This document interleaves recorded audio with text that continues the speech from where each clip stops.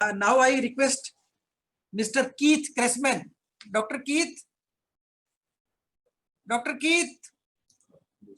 could you hear me? Welcome you. Please put your mic on. Yes. Welcome you, Mr. I'm really happy to see you through this video conference.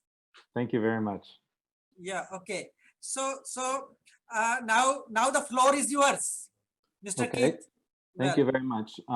If, with your permission, I would like to share my screen, and I would like to show everybody a little bit the global situation of the desert locust, the situation in the forecast for India.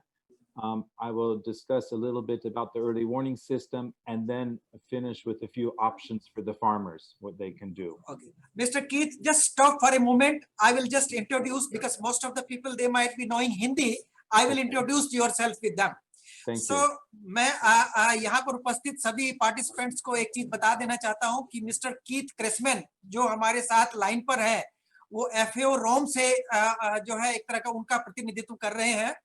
और doctor Keith जो है अपने आप में मैं ये कहूँगा कि जो हमारे विश्व की जो एक सबसे बड़ी जो अर्ली वार्निंग सिस्टम हमारे देश हमारे विश्व का बना हुआ है, उस सिस्टम को जो है संचालन वो करते हैं। उस संचालन के माध्यम से जो है जो रिपोर्ट आती है उसको सभी देशों को जो है प्रेषित किया जाता है, और उसी तरह से ही अकॉर्डिंगली जो स्टेप्स हैं वो लिए जाते हैं। तो मिस्टर कीथ जो है अपने आप में एक जाने माने वैज्ञानिक हैं, साइंटिस्ट हैं, और उनकी लेबोरेटरी को मुझे भी देखने का मौका मिला, और वो बहुत ही अच्छा काम कर रहे हैं विश्व के लिए, क्योंकि बहुत सारे ऐसे देश हैं जिसमें हम लोग सीधा अपना जो है उसके अंदर दखल अंदाजी नहीं कर सकते। तो एक देश से दूसरे देश के बीच में कोऑर्डिनेशन स्थापित करने के लिए, जिससे कि हम लोग टिड्डी को मैनेज कर सके, क्योंकि ये कई देशों में एक साथ आती है। तो मिस्टर कीथ का अपने आप में एक बहुत बड़ा योगदान है, और वो एक विश्व के जाने माने एक एक्सपर्ट के रूप में माने हमारे बीच हैं, और उनसे मैं रिक्वेस्ट करूंगा कि वो अब अपनी बात को हमारे सामने रखें। So I request Mister Keith to kindly express your views and guide accordingly to the house.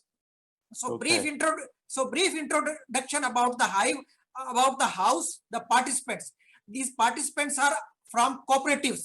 So we have a very big cooperative setup in the country. So these all are the people who are from the cooperatives, and many of the farmers, most of the farmers, 94% of the farmers, one or the other way, they are the member of the cooperatives. So cooperatives could play a greater role in managing this menace of locust. So now the floor is yours, Mr. Keith. Okay, thank you very much. Just a minute here. Okay, right. So let me just share my screen with you. Sure. If it's possible. Yes, okay. And I think you can see it. Okay. Can you see a map on the screen?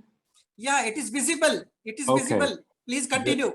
Very good. I will continue. I will just speak shortly, and then you can translate a little bit. How about that? So we just go in small parts. Okay. So after every statement, you can take a pause, and I will translate. No problem. Yes. Okay. Thank you. Please continue. So this is the current desert locust situation in the world, and you can see that there are 3 areas of danger. There is in East Africa, Kenya, Ethiopia, and Somalia, in Yemen, and in Southwest Asia, Iran and Pakistan. These are where the locusts are present at the moment, and they are breeding and forming swarms. Over to you. Mr. Keith ये कह रहे हैं कि ये जो 3 नक्षत्र इन्होंने दिखाए हैं नक्शे में, और उनमें जो उन्होंने बताया है, जिसमें हमारा एक तरह से अफ्रीका का एरिया आता है, यमन आता है, ईरान, पाकिस्तान, और जो वर्तमान काल है इस समय में यहाँ पर ब्रीडिंग हुई है, और यही ब्रीडिंग के बाद जो ये लोकस्ट का जो स्वाम है वो उड़ करके हमारे देश में भी आया है. Over to Mr. Keith. Now, the breeding has been continuing for the last 5 months in these 3 hot spots. And now the breeding is finishing, and the swarms will form, and many of the swarms will move to India from Pakistan, from Iran, from Yemen, and next month from East Africa. इनका ये कहना है कि जो breeding है वो अभी भी कंटिन्यू है और अगले 5 महीने तक चलती रहेगी। और 3 जो उन्होंने हॉटस्पॉट एरिया बताए हैं, हॉटस्पॉट एरिया से हमारा अभिप्राय ये है ऐसे क्षेत्र जो अपने आप में सहिष्णु है, ऐसे देश जो सहिष्णु है जहां पर ब्रीडिंग हो रही है और वहीं से इसका मल्टीप्लिकेशन होकर के सब जगह ये फैल रहा है। और ब्रीडिंग जो है अभी फिनिश नहीं हुई है, लेकिन उनका कहना है कि स्वाम्स जो है वो ईरान और पाकिस्तान और यमन से और बाद में जो है ये ईस्ट अफ्रीका से भी जो है हमारे देश की तरफ आ सकता है। So you can see that the desert locust is a very strong flyer, and it can migrate very long distances across the land and also across the ocean. So you can see that they will migrate from East Africa across the Arabian Sea, across the Indian Ocean to Gujarat and to Rajasthan in India next month. जैसा कि इन्होंने बताया, वैसे तो locust के कई प्रकार हैं, लेकिन जो डेजर्ट लोकस्ट है वो अपने आप में बहुत ही, उसकी जो उड़ने की क्षमता है बहुत अधिक है। वो उड़ करके इवन जो समुद्र है, समुद्र के ओशियंस के ऊपर से भी उड़ करके चला जाता है और ईस्ट अफ्रीका से लेकर के अरेबियन सी से ट्रेवल करते हुए गुजरात तक में जो एंटर करता है। तो इस तरह का जो एक सी रूट इसका बना हुआ है, वो रूट भी जो आइडेंटिफाइड है, उस रूट से जो है वो हमारे भारतवर्ष में एंटर करता है। So now you can see the situation in India, and the locusts that arrived in India came from Pakistan at the beginning of last month in May. They were breeding close to the border with Afghanistan and with Iran. And there the vegetation dried out very quickly. So the swarms they formed, and they moved with the wind to the border areas of Pakistan and India. इनका ये कहना है कि जो अभी भारतवर्ष की जो situation है, कि ये लोकस्ट की जो सिचुएशन है ये मई के महीने में अराइव हुआ और जितना भी बॉर्डर का एरिया है पाकिस्तान और अफगानिस्तान से, वहां जब ये सूखे की स्थिति हुई, क्योंकि ये भूखा होता है तो सूखे की स्थिति में ये ग्रीनरी की तरफ भागता है और इसलिए वो विंड के साथ जो एक तरह से वायु की दिशा की थी, उस वायु की दिशा के साथ मूव करते हुए जो है ये हमारे भारतवर्ष में भी एंटर कर गया और वहां जो है जहां-जहां ग्रीनरी है वहां पहुंचने की कोशिश की है। And the locusts were also breeding in the Indus Valley and in Punjab in Pakistan. So they are forming swarms at the moment in these areas. And soon they too will come towards the border of Pakistan and India sometime during this month. इनका ये कहना है कि जो इनके जितने भी locust के स्वाम थे ये बाद में आए हैं, लेकिन ये इनकी ब्रीडिंग जो है वो एक तरह से पंजाब का जो पाकिस्तान का क्षेत्र है, क्योंकि पंजाब जो है बहुत बड़ा है, आधा पंजाब इंडिया में है, आधा पाकिस्तान में भी है, तो उस पंजाब पाकिस्तान का जो एरिया है वहां पर जो है इसकी ब्रीडिंग हुई। इंडस वैली की बात की है इन्होंने, इंडस वैली में भी ब्रीडिंग हुई और बॉर्डर एरिया से ये हमारे देश में आकर के ये एंटर किया और जितने भी स्वाम आप देख रहे हैं ये उसी क्षेत्र से आकर के उनका प्रवेश हुआ है। So on this map you can see the locust swarms that first arrived in Rajasthan in the first fortnight of May, and these are the orange dots, the orange colors. Then after that, in the second fortnight of May until a few days ago, you can see the red swarms that have arrived in the second half of May, and they have moved further east into central northern India. अगर आप map में देखेंगे, नक्शे में देखेंगे तो ये जो मई के पहले सप्ताह में ये राजस्थान में आया और जो ऑरेंज कलर में दिखाया गया है नारंगी रंग में, वो नारंगी रंग में जो दिखाए गए पैचेस हैं वो वहां पर जो है मई के पहले सप्ताह में, और जो लाल रंग वाले उसमें दिखाए गए हैं जो चकते हैं वो सेकंड सप्ताह, दूसरे सप्ताह में मई के उसमें जो है ये मूव किया नॉर्थ इंडिया के दूसरे पार्ट्स में, जिसमें मध्य प्रदेश, उत्तर प्रदेश और जो है इसका राजस्थान और गुजरात का भी कुछ हिस्सा जो था उसमें भी जो है ये पाया गया। So the question is, of course, why did they continue to move east? Why didn't they stay in Rajasthan? The answer is because the locust swarms arrived too early this year. Normally, they arrive at the end of June, just before the monsoon in Rajasthan. But this year, they arrived in early May. So they found that the conditions in Rajasthan were too dry. There's no green vegetation, no soil that is moist. So they continued east to find some green vegetation. ये बताने की कोशिश कर रहे हैं कि राजस्थान से जो ये लोकस्ट है ये ईस्ट की तरफ क्यों मूव किया। एक तो बात इन्होंने ये बताई कि प्राय जो ये लोकस्ट है ये मई के आखिरी सप्ताह में आता है, लेकिन ये पहली बार हुआ है कि मई में आ गया, मई के पहले सप्ताह में आ गया।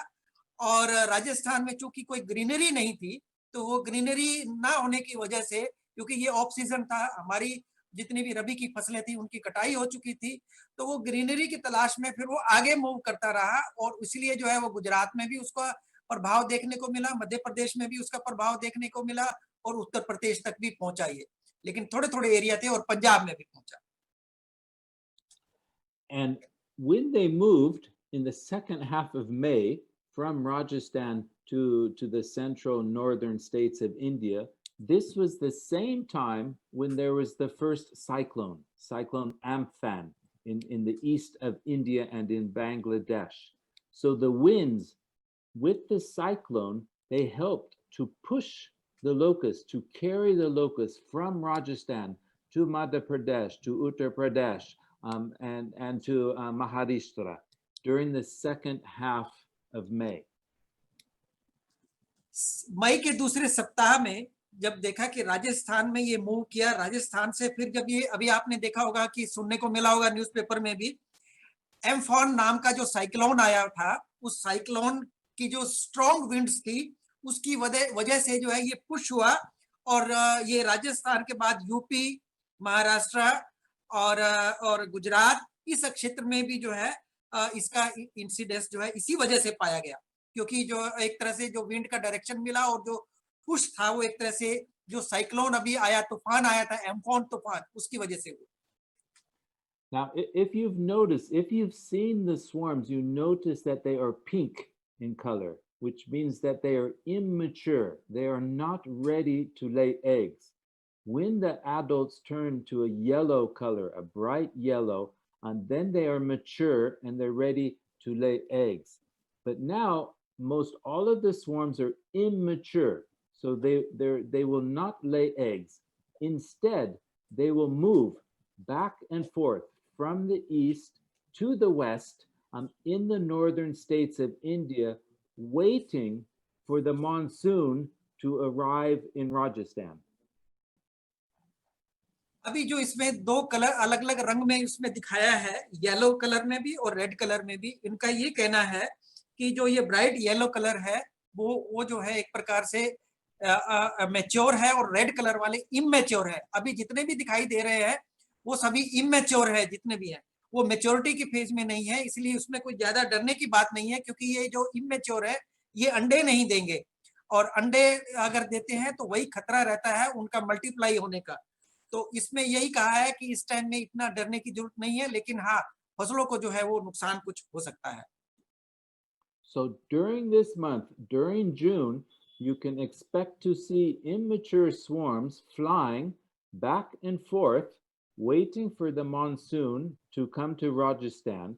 At the end of this month, most all of those immature swarms that are in Uttar Pradesh, Madhya Pradesh, Maharashtra, they will return back to West Rajasthan in time for the rains in the desert, where they can mature and then lay eggs.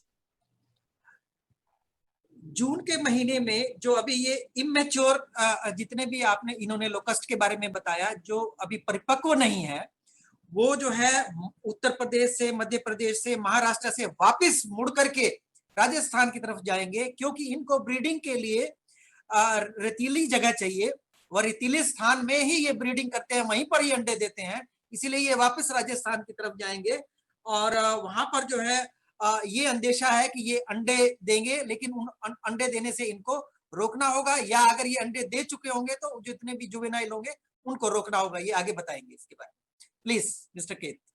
And you can see in Rajasthan the circle that I have drawn over Rajasthan and northern Gujarat. This is the normal area for summer breeding from about July to November.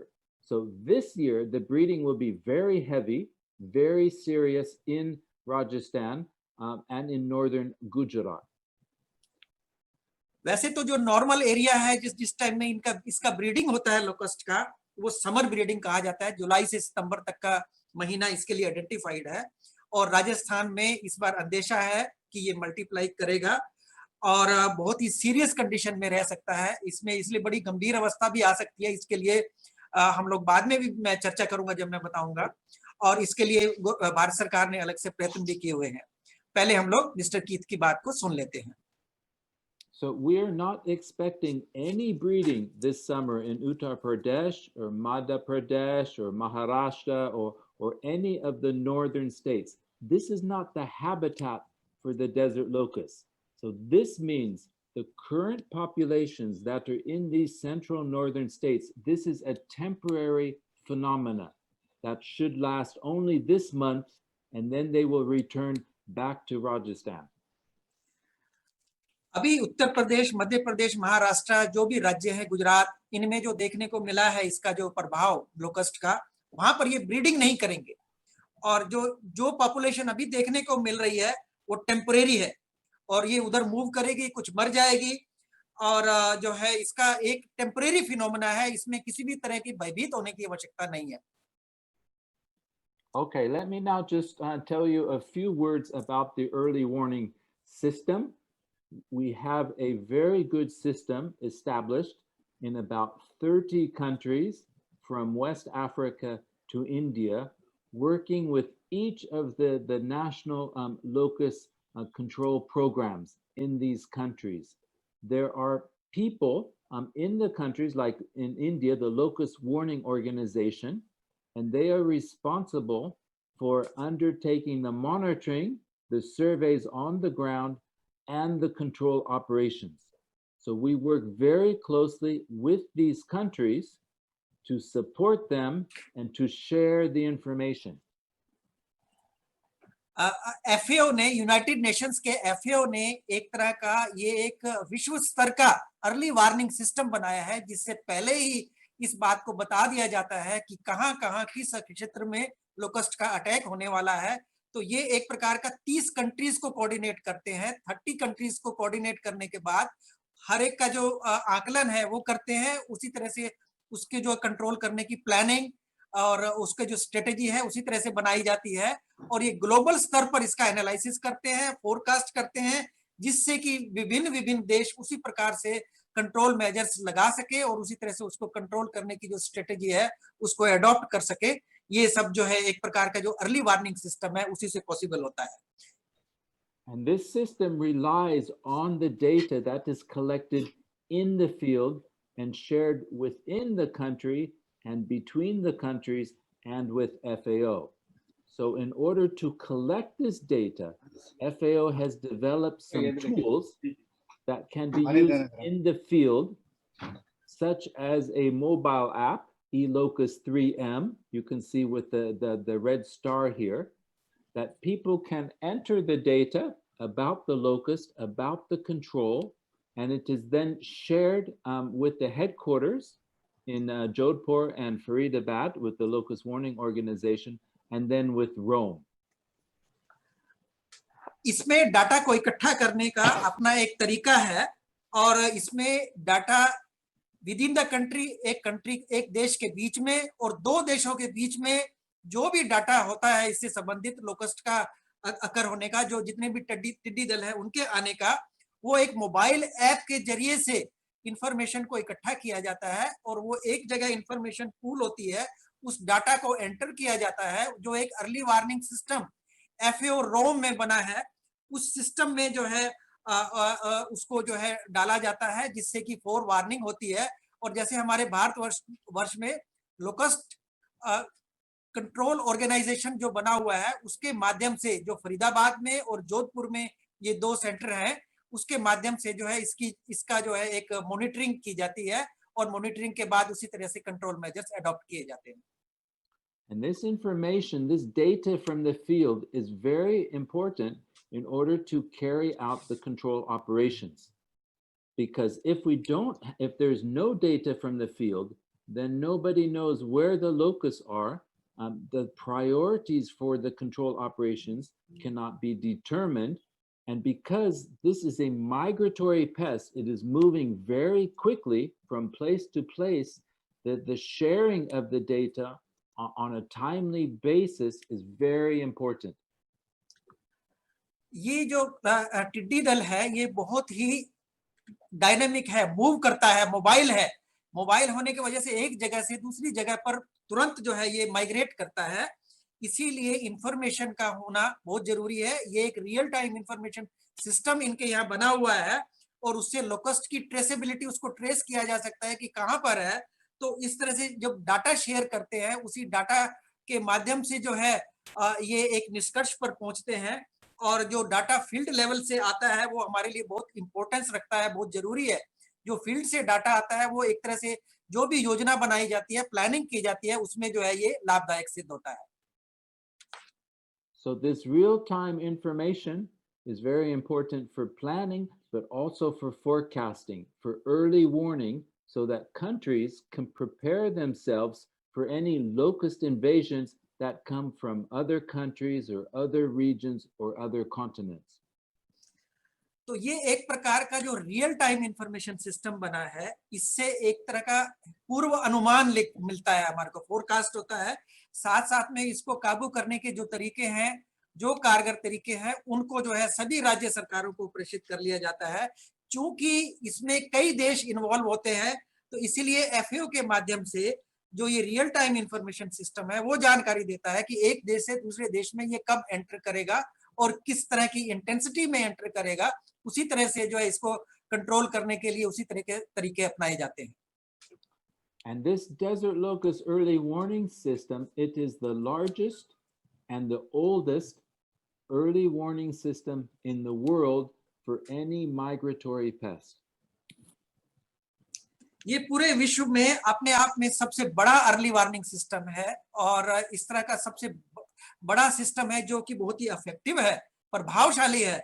और इसी system के माध्यम से जो 4 खंड इन्होंने जो है अलग अलग देशों के बनाए हुए हैं, उन सभी खंडों में, जिसमें अफ्रीका, साउथ एशिया और ये सब आते हैं, उन सब में जो है ये पूरी जानकारी, ईस्ट अफ्रीका, साउथ अफ्रीका, इन सब में जो है उसी तरह से जानकारी को प्रेषित करते हैं। और ये लार्जेस्ट सिस्टम है जो अपने विश्व का बना हुआ है। And all of this information that is collected in the field is available on the internet. It is available to everybody to monitor the situation, to know the latest situation update, to see where the locusts are and where they may be going in the future. And so here you can see what we call the FAO Locust Watch, and you can see the internet address, and you see the latest global update. This one is from yesterday. There's many maps, and then there is the Locust Hub, where there is all of the data that you can see on the maps. And this is accessible to the public, to everybody. अभी यहाँ पर आप screen में देख रहे होंगे, एक website का जिक्र किया गया है। उस वेबसाइट पर जो है पूरी जानकारी इसको मॉनिटरिंग करने की उपलब्ध है। कोई भी चाहे तो इस जानकारी को देख सकते हैं और अप टू डेट इंफॉर्मेशन दी होती है। आज आप स्क्रीन पर भी देख सकते हैं 4 जून 2020। तो ये एक तरह का लेटेस्ट सिचुएशन को बताता है। और लोकस्ट का जो वॉच का जो सिस्टम है, उसको लोकस्ट वॉच इन्होंने नाम दिया है, डेजर्ट लोकस्ट वॉच। तो इससे जो है पूरी जानकारी मिलती रहती है। कोई भी विश्व में कहीं भी इस वेबसाइट के माध्यम से इस जानकारी को देख सकते हैं। So I think you can see that everybody has a very important role to play in helping to monitor the locust and to help to manage the locust in order to protect the crops. So everyone, including the farmers, the national field officers, as well as all of the directors in all of the countries. जो ये control का, इसको काबू करने का जो तरीका है, उसमें इसके लिए उनका ये कहना है कि हर एक की जो है इसमें इन्वॉल्वमेंट बहुत जरूरी है. Everybody should be involve. मतलब हर एक का, चाहे वो किसान है, चाहे हमारे फील्ड ऑफिसर है, चाहे वो डायरेक्टर है, ये जो भी है, इन सब का जो है उसमें भागीदारी बहुत जरूरी है. और अवेयरनेस प्रोग्राम एक तरह से जो चलाए जाते हैं, उसी के बेस पर जानकारी सबको होना बहुत जरूरी है. वो सबसे ज्यादा महत्वपूर्ण स्थान रखता है. और सबकी इन्वॉल्वमेंट के बिना जो है इसको कंट्रोल करना मुश्किल होता है. इसलिए सबकी भागीदारी बहुत जरूरी है, जिसमें मुझे लगता है कि cooperatives can play a greater role. Well, Okay, and I want to finish then with one final slide, and this is talking about options for farmers. Normally, locust control is carried out by trained local authorities, the National Locust Warning Organization, for example, in India, and the state authorities. But there are some options that farmers can do. अभी आप screen पर देख रहे होंगे कि किसान क्या कर सकता है. इसके लिए उन्होंने ये बताया है कि ट्रेंच बना सकते हैं, गड्ढे बनाए जा सकते हैं, ट्रेंच खाइयां बनाई जा सकती हैं, और खाइयों को खोद करके और उनमें वो जो होपर्स है वो गिरते रहते हैं, और उनको बारीक भी किया जा सकता है. और दूसरा उन्होंने कहा कि local authorities bio pesticide use कर सकते हैं. तो भारतवर्ष में हमारा जो नीम पेस्टिसाइड है, उसकी रिकमेंडेशन है, नीम पेस्टिसाइड को जो है प्रयोग कर सकते हैं. इसके अलावा बायो पेस्टिसाइड भी है जो मेट्रीजीनियम का नाम से आता है, उसको भी हमें FAO से मिला है, उसको भी हम लोग मल्टीप्लाई करके सब जगह दे रहे हैं. तीसरा जो मिक्स्ड रिजल्ट्स, उनका कहना है कि जो कुछ ऐसे रिपेलेंट है जिसमें हम लोग कहते हैं कि ये गार्लिक और चिली का जो घोल है, ये दोनों का जो बना करके वो नेचुरल रिपेलेंट का काम करता है. उसमें बहुत सारे बोटेनिकल भी हैं, जिसमें अलसी का तेल और भी बहुत सारे ऐसे वाष्पशील तेल है, एसेंशियल ऑयल है, उनको मिलाया जा सकता है. और नीम के बारे में भी बताया जाता है, क्योंकि नीम जो है उसको जो है एक तरह से उसको भगाता है. दूसरा IPM बताया गया, इंटीग्रेटेड पेस्ट मैनेजमेंट. इसके पुअर रिजल्ट बताए इन्होंने, पुअर रिजल्ट्स, लेकिन फिर भी ये कुछ हद तक उसकी जो पॉपुलेशन है उसको कंट्रोल करेगा, चाहे वो डक के माध्यम से है. बहुत सारी ऐसी बतख भी है वो छोड़ी जाती है, और बहुत सारे ऐसे पौधे लगाए जाते हैं, मिक्स्ड क्रॉपिंग की जाती है, ट्रैप लगाए जाते हैं जिससे कि उनकी पॉपुलेशन संख्या को कम किया जाए. और बाकी तरीके भी अपनाते हैं, जिसमें शोर मचा करके और म्यूजिक बजा करके, जिससे कि वो एक जगह टिक ना सके, उसको टिकने ना दे, उसको एकदम, जिससे कि वो उड़ता रहे. इसलिए इस तरह के ये 3 तरह के तरीके बताए हैं, और हर एक का जो है अनुमान भी बताया है कौन सा ज्यादा कारगर है. Okay, thank you very much. I would like to stop at this point so there is enough time for questions and answers.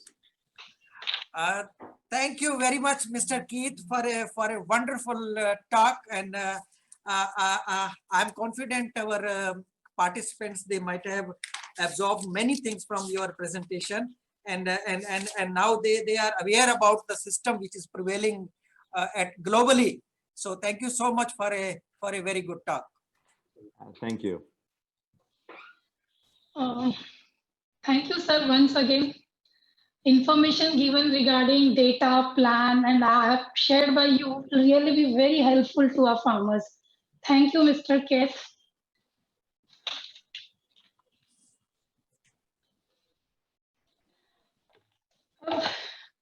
चलते हैं आज के हमारे विशेष अतिथि के तरफ. आज के हमारे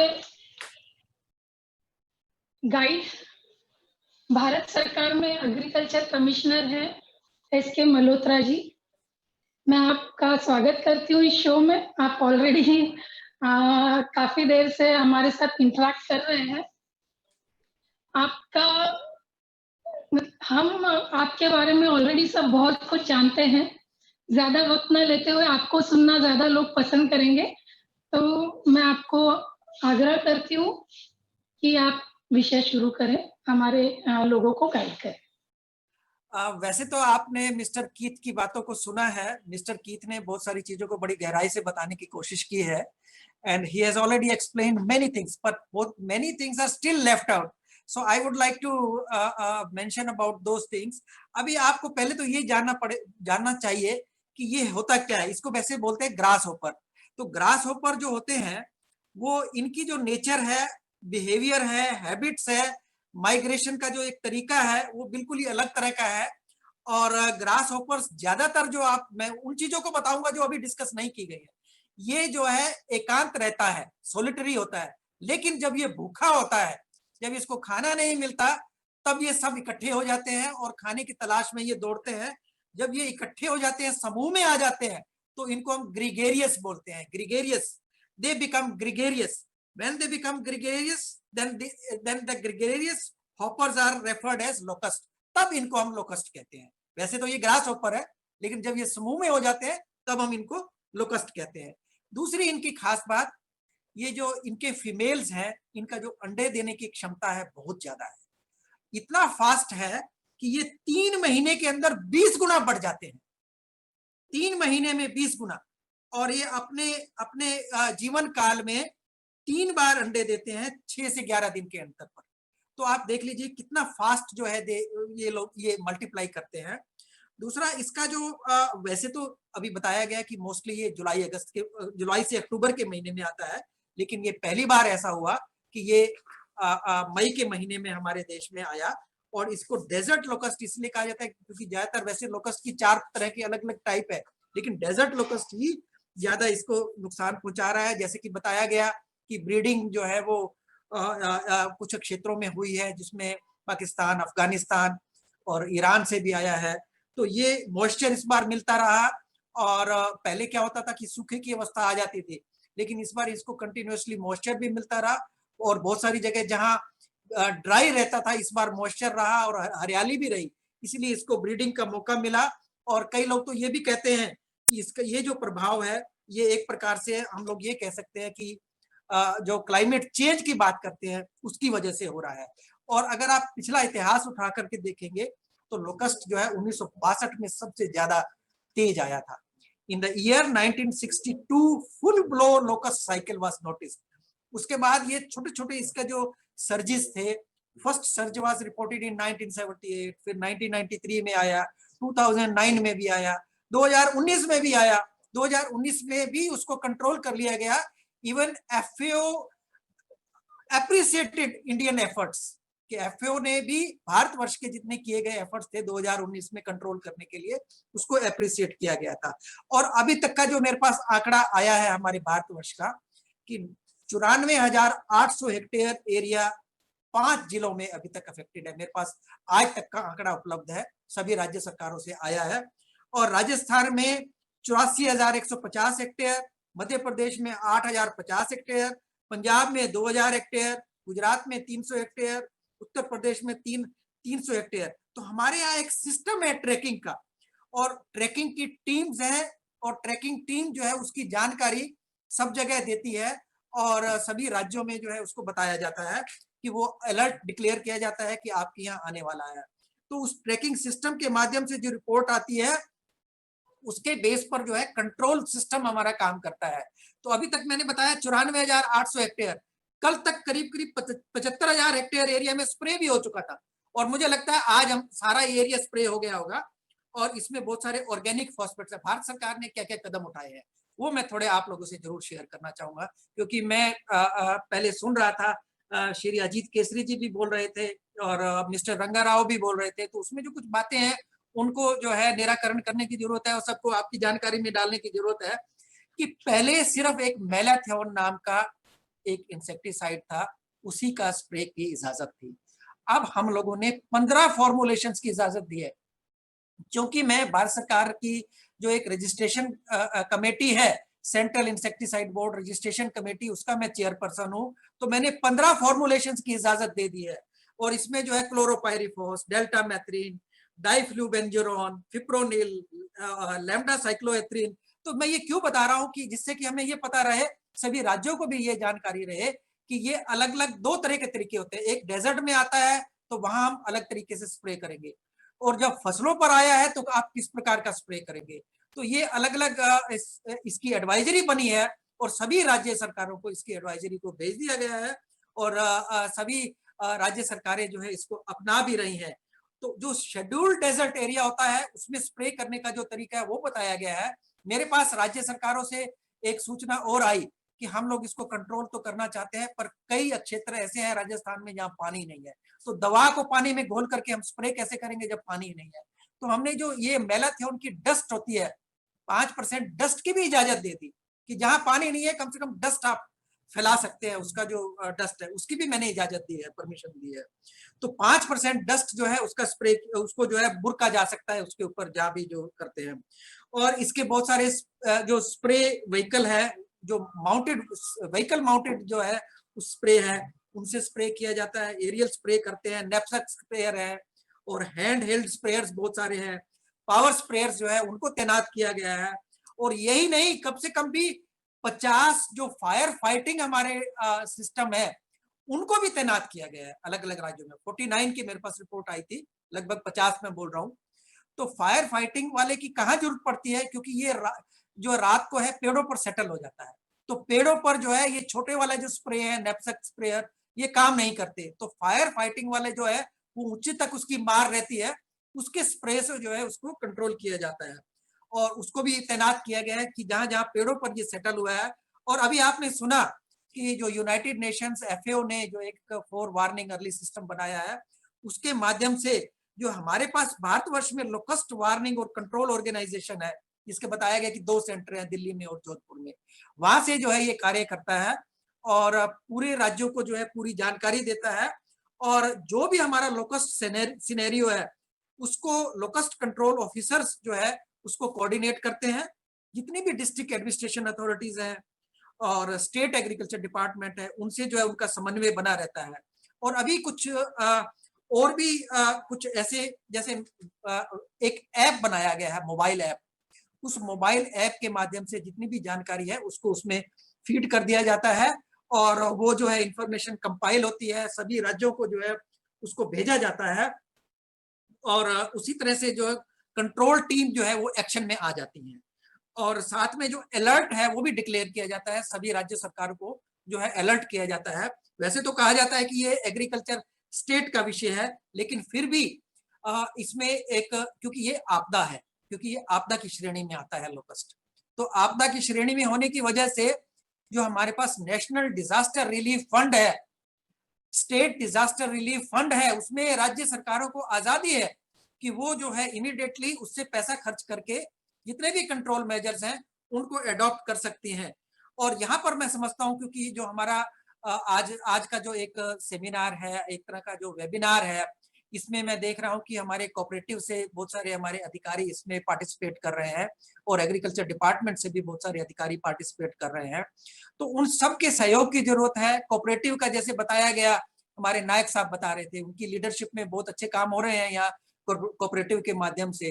तो उसमें कोऑपरेटिव्स अपने आप में बहुत अच्छा योगदान कर सकती हैं। जो हमारे अवेयरनेस प्रोग्राम्स हैं, ट्रेनिंग प्रोग्राम्स हैं, उसमें पार्टिसिपेट कर सकते हैं और आप एक तरह से वो ट्रेनर भी बन सकते हैं। आगे ट्रेनर बन करके दूसरी जगह भी ट्रेनिंग दे सकते हैं, बता सकते हैं, लोगों को अवेयर कर सकते हैं और इसकी जानकारी को आगे बढ़ाया जा सकता है। और इसके जो काबू करने के तरीके हैं उनको कैसे उन उपायों को अपनाया जाए, उसमें बहुत सारे ऐसे उपाय हैं जिसमें बायो कंट्रोल में अभी बहुत सारे किसान पूछते हैं कि हमें कुछ करने की जरूरत है, तो किसानों को कुछ करने की जरूरत नहीं है, क्योंकि ये एक तरह से बहुत ही मैं ये कहूंगा कि वृहद स्तर पर आता है, तो भारत सरकार ही इसको कंट्रोल करती है और राज्य सरकारों के सहयोग के माध्यम से ही इसको कंट्रोल किया जा सकता है। वैसे हमारे साथ मिस्टर कीत भी लाइन पर होंगे, आपकी तरफ से कोई भी प्रश्न होंगे तो वो उनका जवाब दिया जाएगा, क्योंकि ये जो कंबाइन एफर्ट्स हैं उन्हीं की वजह से ही कंबाइन एफर्ट्स हम सब लोग मिलकर के करेंगे, तभी हम इसको प्रभावशाली ढंग से जो है कंट्रोल कर पाएंगे। तो मैं समझता हूं कि हम लोग अगर प्रश्न और उत्तर, अगर इस तरह का जो सेशन है अगला है उसको जो है हम लोग ऑर्गेनाइज करें, उसमें हम लोग जवाब देना ज्यादा बेहतर समझेंगे, जिससे कि जो एक पर्टिकुलर क्वेरी स्पेसिफिक होगी उसको जो है हम जवाब दे पाएंगे। धन्यवाद। धन्यवाद सर, आपकी दी हुई सारी जानकारियां हमारे किसान भाइयों को बहुत मददगार साबित होगी। मैं आपका तहे दिल से एक बार फिर से धन्यवाद करना चाहूंगी। क्वेश्चन आंसर सेशंस में वैसे तो काफी सवालों के जवाब आपने और मिस्टर कीथ ने दे ही दिए हैं, लेकिन फिर भी काफ़ी ऐसे सवाल हैं जो अभी भी मनों में सभी के हैं। तो कुछ सवाल मैं आपसे हमारे दर्शकों की ओर से आपसे पूछना चाहूँगी सर। पहले 5 प्रदेश अपने देश के 5 प्रदेशों में लोकस इंसेक्ट ने डैमेज किया और अभी गवर्नमेंट की वार्निंग है कि करीब 12 प्रदेशों में ये फैल सकता है और थोड़ी बहुत फैल भी रहा है। तो हमारे लोगों को, जैसे आपने कहा है कि आपके पूरी यंत्रणा से लोगों को पता, गवर्नमेंट के थ्रू पता चल ही जाएगा।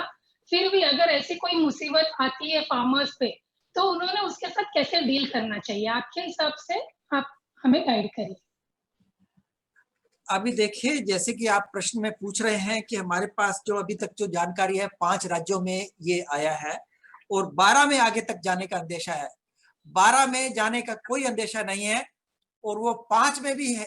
5 राज्यों में सिर्फ राजस्थान को छोड़ करके बाकी जो 4 राज्य हैं वहां पर इसको जो है काफी हद तक इसको कंट्रोल कर लिया गया है। जो बाकी बची हुई पॉपुलेशन है इसकी, जैसे कि मिस्टर कीत ने भी बताया, वो वापस घूम करके राजस्थान की तरफ जाने का अंदेशा है। उसके लिए हमारी स्ट्रेटेजी पहले से ही भारत सरकार ने बना ली है कि वहां पर उसको कैसे कंट्रोल करेंगे और उसकी ब्रीडिंग को रोका जा सके जिससे।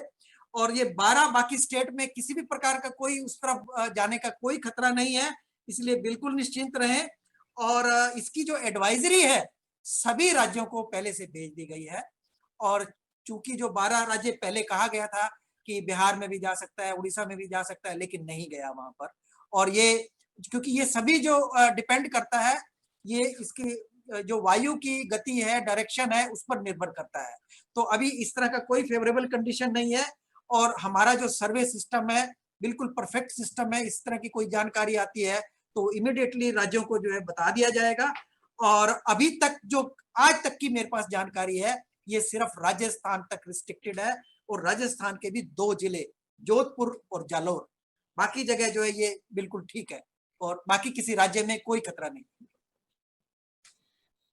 सर, अभी जैसे न्यूज़ में हम देख रहे हैं, आपने कहा बहुत ज़्यादा खतरा नहीं है, लेकिन न्यूज़ में हम देख रहे हैं कि महाराष्ट्र तक भी काफ़ी कुछ आया है। यानी जैसे आई बिलॉन्ग टू नागपुर, तो नागपुर के आसपास के कुछ गाँव तक भी ये आया है।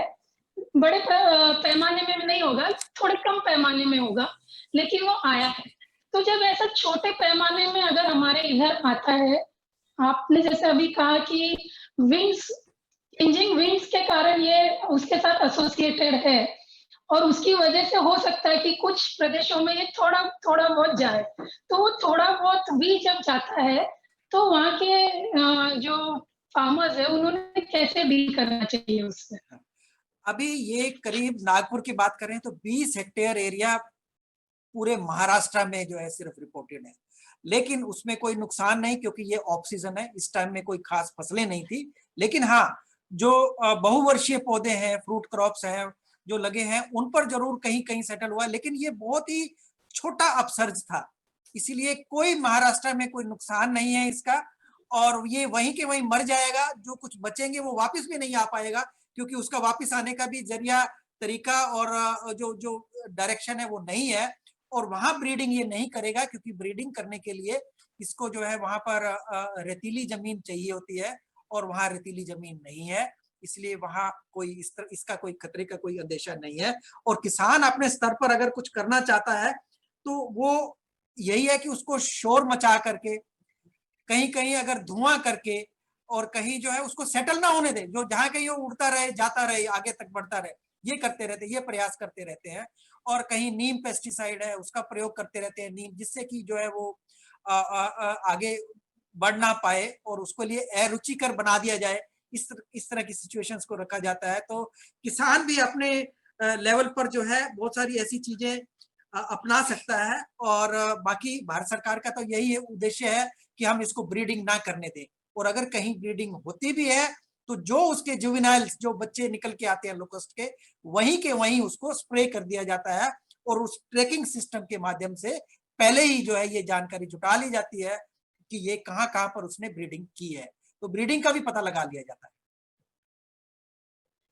आपने ने जब आपका लेक्चर दिया तब आपने कहा कि आपने काफी सारी परमिशन दी है स्प्रेइंग की, और बहुत सारे अलग अलग स्प्रेइंग अलग अलग क्रॉप के लिए आपने बहुत सारे लोगों को उसके लिए परमिट किया है, बहुत सारा स्प्रेइंग आपने परमिट किया है। लेकिन जो फार्मर्स के पास स्प्रेइंग यूनिट्स होते हैं वो ज्यादातर 20 से 25 फुट तक पहुंच पाते हैं, और ये जो फ्लाई है ये 100 फुट तक उड़ती है। तो इस कंडीशंस में हमारे फार्मर्स ने क्या करना चाहिए? आपने अगर मेरी बात को पहले ध्यान से सुना हो तो मैंने उसमें ये बताया था कि ये किसान अपने स्तर पर इसको कंट्रोल नहीं कर सकता। और दूसरी बात कि ये कभी भी दिन में, क्योंकि ये मूव करता है और इतना फास्ट मूव करता है, और ये कभी भी एडवाइस नहीं देते हम लोग कि आप उस टाइम में स्प्रे करो जब वो दिन में उड़ता है। दिन में ये उड़ करके ट्रेवल करता है, बड़ा फास्ट ट्रेवल करता है। ये करीब करीब 150 किलोमीटर से लेकर के 300 किलोमीटर एक दिन में ट्रेवल कर जाता है। उस टाइम में इसका कंट्रोल करने का कोई हमारे पास तरीका नहीं होता। इसीलिए जब ये रात को सेटल हो जाता है तो वहां इसका जो है उस टाइम में स्प्रे किया जाता है। किसान अपने स्तर पर इसको कुछ करना चाहे तो उसके लिए संभव नहीं है, क्योंकि इसका जो एरिया है बहुत लार्जर एरिया में इसका स्प्रेड होता है। तो वहां जो केंद्रीय सरकार है उसके सहयोग से राज्य सरकार वहां पर जो है इसको स्प्रे करती है। जैसे मैंने बताया, हमारा देश का 2 सिस्टम बना हुआ है। पहला ट्रैकिंग, हमारी जो ट्रैकिंग टीम है वो दिन में उसको ट्रैक करती है कि कहाँ कहाँ पर है, और वो ट्रैकिंग टीम जो है हमारी इंफॉर्मेशन देती है, और उस पर जो है जो कंट्रोल टीम है उसको जो है सूचना दे दी जाती है कि अब आप इन जगह में जा करके अपना स्प्रे करें जहां पर जो है ये सेटल हुआ है। रात को जब ये सेटल हो जाता है तब इसका स्प्रे किया जाता है। तो किसान के लेवल पर इसका स्प्रे करना संभव नहीं है, लेकिन बहुत सारे ऐसे तरीके हैं जिसमें शोर मचा करके, जिससे कि वो वहां नहीं है तो वो आगे आगे बढ़ता चला जाए, तो उस तरह से उसको वो अपना सकता है। कहीं धुएं की व्यवस्था है, ट्रेंचेस बनाई जा सकती है जहाँ खोद के। 3 तरह के उपाय जो है मिस्टर कीथ ने भी बताए, उन 3 तरह के उपाय को भी जो है अपनाया जा सकता है। और जहां तक ऊंचाई की बात है, क्योंकि आप पूछ रहे थे कि 20 से 25 फीट तक तो है मोस्टली किया जा सकता है, लेकिन अगर 100 फीट तक भी है तो कैसे करेंगे, क्योंकि ये पेड़ों पर भी रात को सेटल होता है। तो पेड़ों पर आप स्प्रे कैसे करेंगे? उसके लिए मैंने आपको बताया हाई पावर स्प्रे होते हैं, उनका स्प्रे किया जाता है। उससे उस तरह के टूल को यूज किया जाता है। फिर फायर फाइटिंग जो हमारे पास डिवाइसेस है, जिसमें आपने देखा ना फायर ब्रिगेड के पास कितनी तेज प्रभाव के साथ जो है पानी उसमें से निकलता है, उसको उस सिस्टम को भी प्रयोग किया जा रहा है। आपने बहुत सारे फोटोग्राफ्स व्हाट्सएप पर देखे होंगे, आजकल आज भी जा रहे हैं कि विभिन्न राज्य सरकारें जो है फायर ब्रिगेड वाली जो मशीनें हैं उनको भी तैनात किया गया है, और उसमें कीटनाशक डाल करके और टिड्डी दलों पर जो है उसका स्प्रे किया जा रहा है। पेड़ों के ऊपर, जो चाहे कितने भी ऊंचे पेड़ हो वहां पर भी जो है उसकी मार ऊपर तक पहुंचती है। अगला सवाल आपका कुछ है तो बताइए।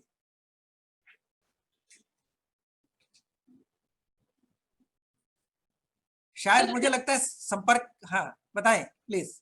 हाँ, हेलीकॉप्टर स्प्रेइंग से इससे हम तुरंत निजात पा सकते हैं, ऐसा हमने न्यूज में भी देखा है, समझा है उसको।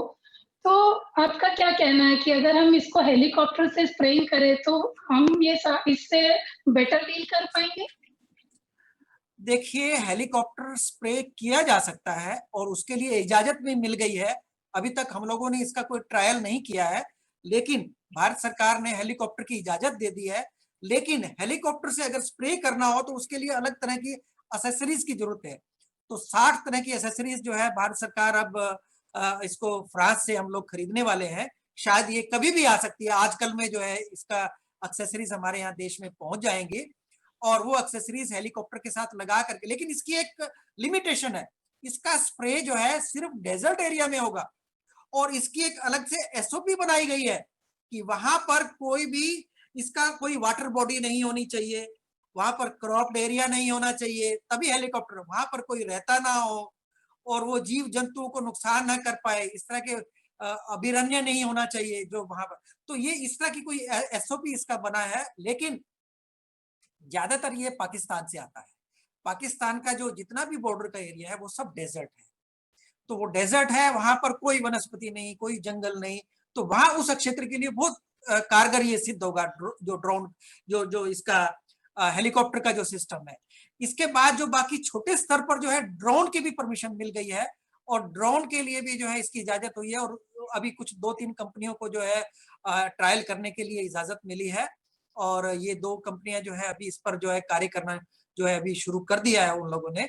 और तो उस ड्रोन के माध्यम से भी अलग अलग पॉकेट्स में जहां कहीं जरूरत पड़ेगी तो उस तरीके से भी किया जाए। लेकिन ये सभी अभी मैं यही कहूंगा कि एक तरह से ये अभी प्रायोगिक में है। वो होते ही जो है इसको आगे भी जो है लार्ज स्तर उच्च स्तर पर भी इसको प्रयोग किया जाएगा और इसमें जो अल्ट्रा लो वॉल्यूम जो स्प्रेयर है उनको प्रयोग किया जा रहा है ड्रोन के माध्यम से।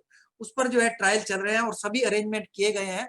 लेकिन ये जो कुछ भी कर पाएंगे फिलहाल जो है शेड्यूल्ड डेजर्ट एरिया होंगे वहीं पर ही हो पाएंगे जहां पर कोई वाटर बॉडी ना हो, क्रॉप एरिया ना हो। इस तरह की एसओपी बनी है, उस तरीके से ही इसको अगर ये सफल रहते हैं प्रयोग तो हो सकता है कि हम लोग इसको आगे तक ले जाएं और लंबे एरिया तक ले जाएं। लास्ट क्वेश्चन, जैसे आपने कहा जर्मिनेशन अगर हम इनका रोके तो हम इससे निजात पा सकते हैं, तो हम इनका जर्मिनेशन रोकने के लिए भारत सरकार क्या प्रयास कर रही है? इसको हम लोग जर्मिनेशन शब्द ना प्रयोग करें, यहाँ हम ये कहेंगे कि अंडों का जो हैचिंग होती है, एक तरह से वो जब अंडे दिए अंडे में से हैचिंग होता है। जर्मिनेशन तो हम बीज के लिए प्रयोग करते हैं, तो वो जो हैचिंग है उसको पहली बात तो ये है कि अभी जो हमारे पास देख रहे हैं, अभी आपने मिस्टर कीथ ने भी दिखाया, मैं मिस्टर कीथ से भी रिक्वेस्ट करूंगा कि वो उसमें जो है बोलेंगे, बताएंगे कि जो अभी तक पॉपुलेशन है वो सब इमेच्योर है, मैच्योर नहीं है, वो अंडे नहीं देगी। एक तो उससे हमें डरने की जरूरत नहीं है। फिर उन्होंने बताया यही जो इमेच्योर पॉपुलेशन है ये वापस घूम करके राजस्थान जाएगी, वापस घूम करके राजस्थान जाएगी, वहां पर जो है उसका अंडे देने का अंदेशा है। तो एक तो पहला हम लोगों को वहां रोकना पड़ेगा, ये हमारी स्ट्रेटेजी पहले से बन चुकी है कि इसको वहां जाए तो रास्ते में भी उसको मारा जाए। दूसरा, बच के जो चले जाते हैं अगर वो वहां सेटल होते हैं तो उनको मारा जाए। फिर अगर वो अंडे दे भी देते हैं तो उसका जो हमारा ट्रैकिंग सिस्टम बना है उस ट्रैकिंग सिस्टम के माध्यम से पहले ट्रैक किया जाए कि कहां कहां पर इन्होंने अंडे दिए हैं और उसके जितने भी जुवेनाइल हैं, बच्चे हैं, उनको निकलने से पहले उन पर भी फिर स्प्रे कर दिया जाता है। और पिछले वर्ष जो हमारी सफलता थी वो यही थी, हम लोगों ने उनको ब्रीडिंग ही नहीं होने दी, इस बार भी ब्रीडिंग नहीं होने देंगे। तो इसके लिए जो हैचिंग की बात आप कर रहे हैं कि उसको कैसे रोका जाए, ये एक प्रकार की हमारी स्ट्रेटेजी है, बनी हुई है और उसको जो है पूरे हम अब जो है राजस्थान का जो एरिया है, बॉर्डर का एरिया, वहां पर जो है इसको अपनाएंगे। और पिछले साल भी सफलता मिली, इस बार भी हम लोगों को सफलता मिलेगी। मैं मिस्टर कीथ से कह देता हूँ, कोई और क्वेश्चन है तो मैं इनसे पूछते हैं, अगर डिटेल कुछ अगर आपको चाहिए तो मैं बोल देता हूँ। Mister Keith, will you please come online? Yeah. So here is one specific question, that how we can stop the hatching of the locust. How we can stop the hatching of the locust? What should be the strategy? Now Right, this is the question.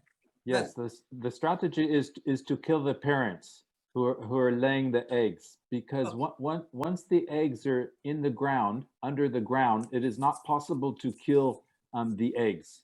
So they are very well protected in the egg pod under the ground, down as deep as 15 centimeters.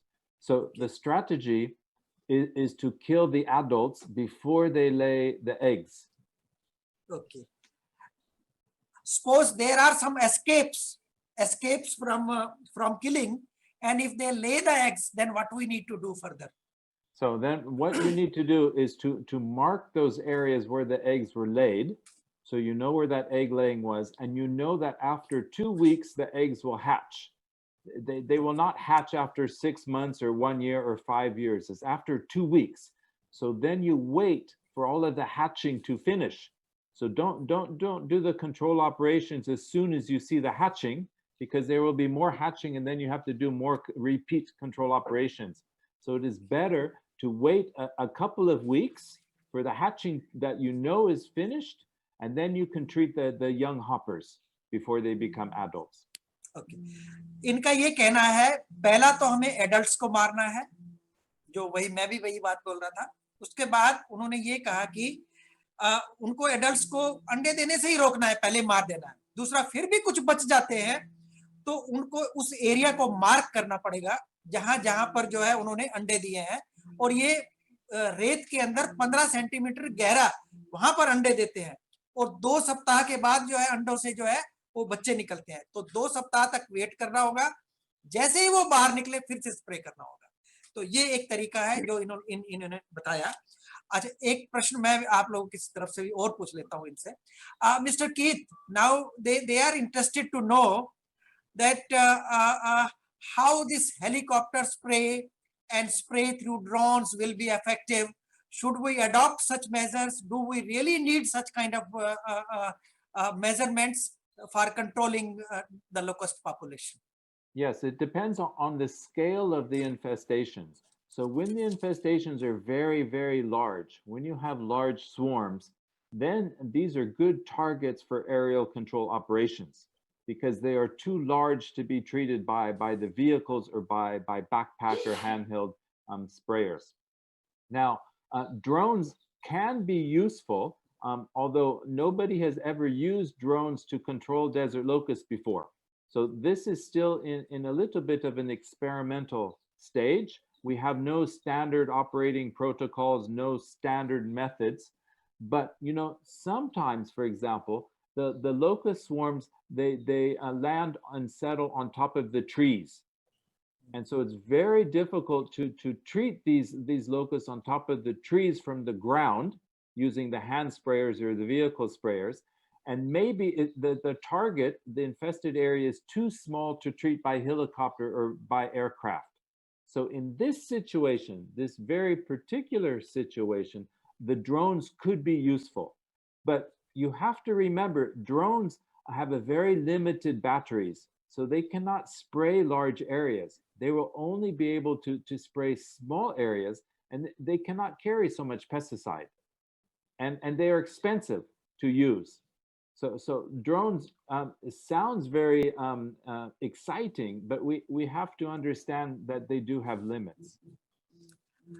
इनका कहना ये है कि ये सब निर्भर करता है कि इसकी लोकस्ट की जनसंख्या कितनी है और वो कितने स्केल पर जो आ रहा है, लार्ज स्केल पर आ रहा है, स्मॉल स्केल पर आ रहा है, उसके ऊपर निर्भर करता है कौन सा तरीका अपनाया जाए। वैसे तो उन्होंने कहा चाहे हेलीकॉप्टर हो या एरोप्लेन्स हो, उनको प्रयोग किया जा सकता है, लेकिन उसकी एक लिमिटेशन है। दूसरा क्या है कि जहां ये तो करेंगे लार्ज स्केल पर जब कहीं होता है, और वो भी डेजर्ट में, ओनली डेजर्ट में, जहां कहीं भी no water bodies should be there. So some kind of SOP is there, no water bodies, no cropped area, so only desert area, in the scheduled desert area only we can do that. दूसरा उन्होंने ये कहा जो छोटे क्षेत्र है वहां सिर्फ ड्रोन्स का भी प्रयोग किया जा सकता है, लेकिन ड्रोन की कुछ लिमिटेशन है।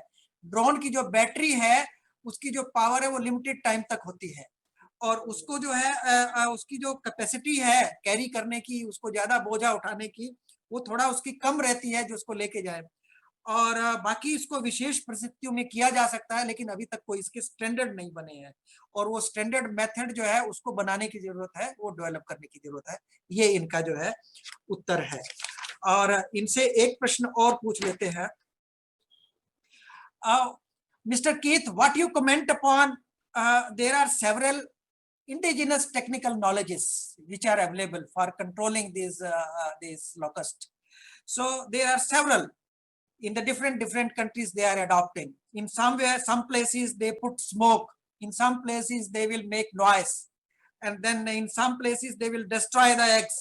Sometimes they dig the trenches. You also mentioned in your presentation.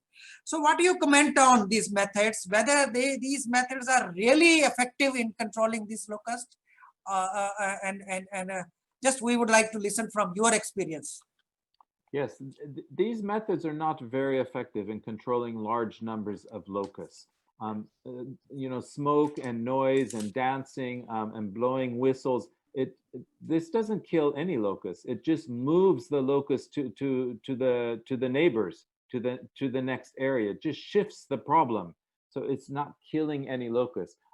Digging trenches, as I mentioned in my presentation, to prevent the hoppers from entering the crops. This can be effective, but this is just crop protection. this is not really reducing the overall locust populations. And this is the objective of locust control, is to reduce the locust numbers. Of course, farmers, can try to protect the crops, but many of these indigenous methods that you mentioned, they are not effective in significantly reducing locust numbers.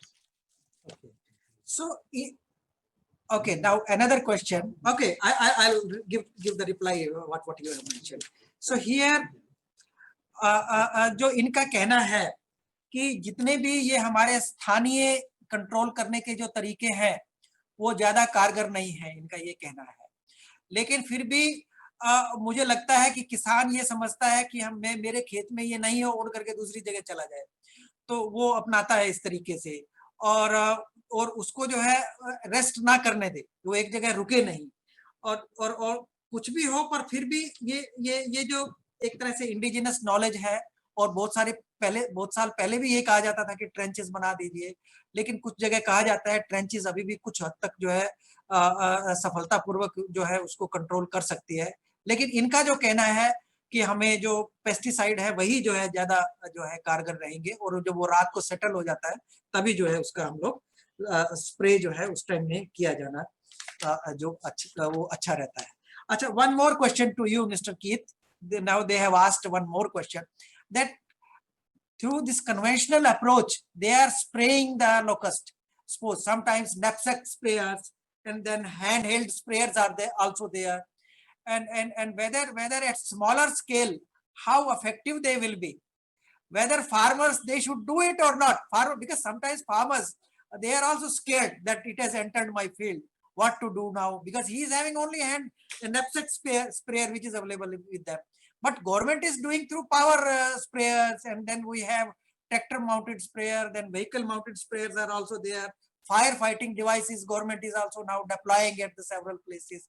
But from the farmer's perspective, just this question has been put before you, that how this will be effective, whether we need to shift towards this ultra low volume kind of, and this blah blah kind of devices and systems are available. What are your viewpoint about this? Yes, our views are that farmers should try not to spray locusts with pesticides because they are not well trained.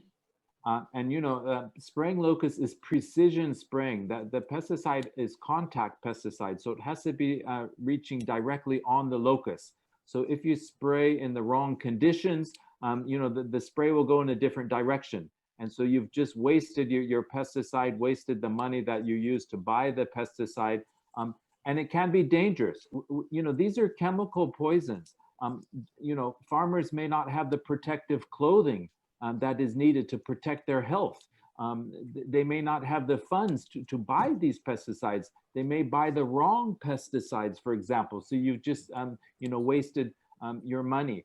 So our advice is always let the local authorities, the national authorities do the locust control, because they are well trained, they have the protective equipment, they use the right pesticides, and they have the correct sprayers, whether it's ULV formulation or whatever it may be. And this is very important.